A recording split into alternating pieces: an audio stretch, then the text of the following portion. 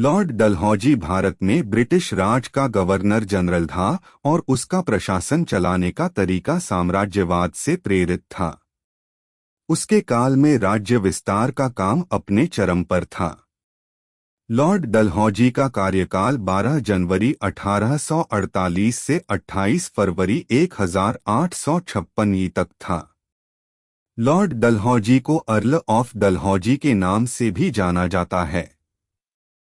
Lord Dalhousie साम्राज्यवादी नीति के समर्थक थे। उन्होंने इस नीति के तहत भारत के कई राज्यों को अंग्रेजी साम्राज्य का हिस्सा बनाया।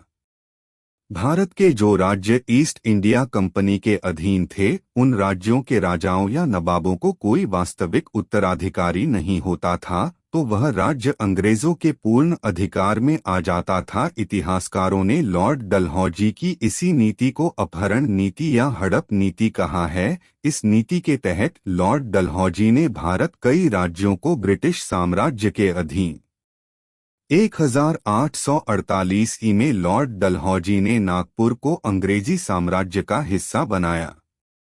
1854 लॉर्ड डलहौजी ने नागपुर को अंग्रेजी साम्राज्य का हिस्सा बनाया। 1854 में ही लॉर्ड डलहौजी ने रानी लक्ष्मीबाई के राज्य झांसी को अपनी हड़प नीति का शिकार बनाया। 1856 में लॉर्ड डलहौजी ने कुशासन का आरोप लगाकर वाजिद अली शाह के राज्य अवध को हड़प नीति का शिकार बनाया।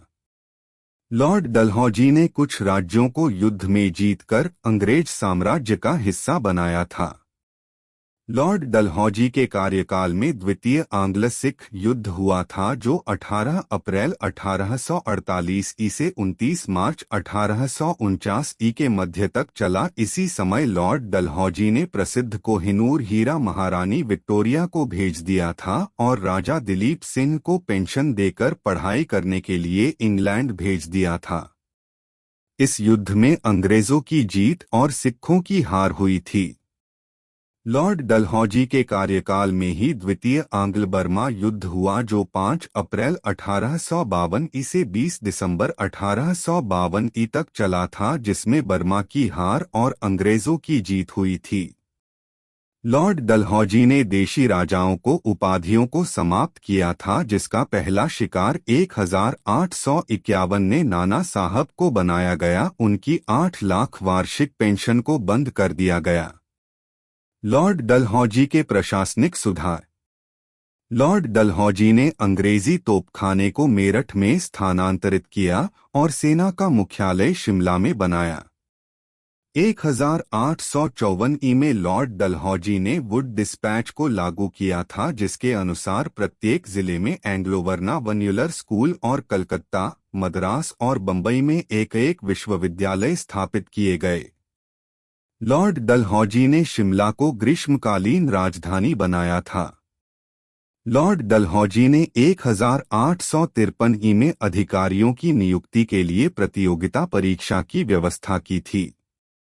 लॉर्ड डलहौजी को भारत में रेलवे का जनक माना जाता है, क्योंकि उन्हीं के कार्यकाल में अप्रैल 1853 में भारत में पहली बार बंबई से ठाणे के बीच चलाई गई थी।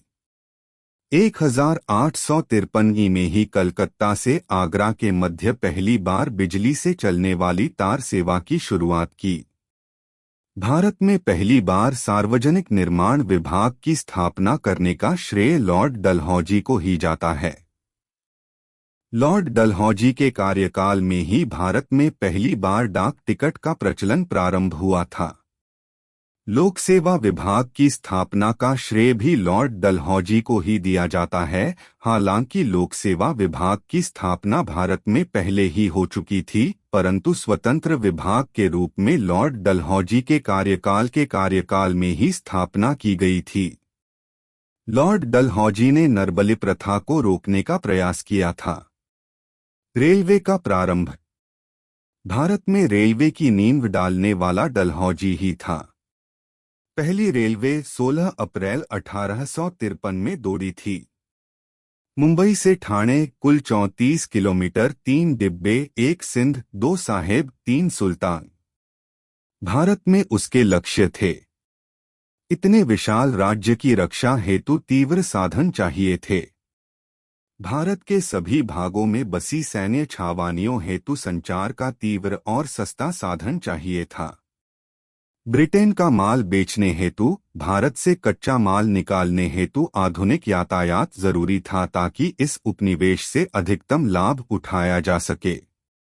इस काल तक ब्रिटेन वित्तीय पूंजी के काल में प्रवेश कर चुका था। उसके पूंजीपति पूंजी निवेश का लाभदायक स्थान चाहते थे जो भारत में मिल गया था। उनकी पूंजी पर 5% लाभ की गारंटी दी गई थी। इससे भारत तो गरीब हुआ लेकिन ब्रिटेन अमीर हो गया। रेलवे का विकास करने से ब्रिटेन के लोहा इस्पात उद्योग को भारी मात्रा में काम मिला। उनके इंजन उद्योग, ठेकेदारी फर्मों को भारी लाभ हुआ। प्रशासन के निरीक्षण हेतु भी यातायात के साधन चाहिए थे। रेलवे निर्माण के प्रभाव। सरकार ने रेलवे भारत के आधुनिकीकरण हेतु नहीं अपितु अपने साम्राज्यी हितों के लिए बनाई थी। इसके साथ ही गारंटी प्रणाली के द्वारा भारत से धन निकासी का नया मार्ग बना।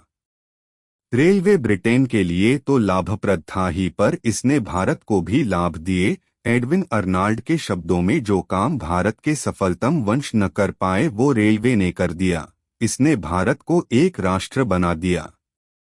रेलवे निर्माण के बाद भारत के विभिन्न भाषी लोग जो कि बंटे हुए थे एक होते चले गए। इससे राष्ट्रवाद का जन्म हुआ था। डलहौजी ने ग्रीष्मकालीन राजधानी शिमला में बनाया।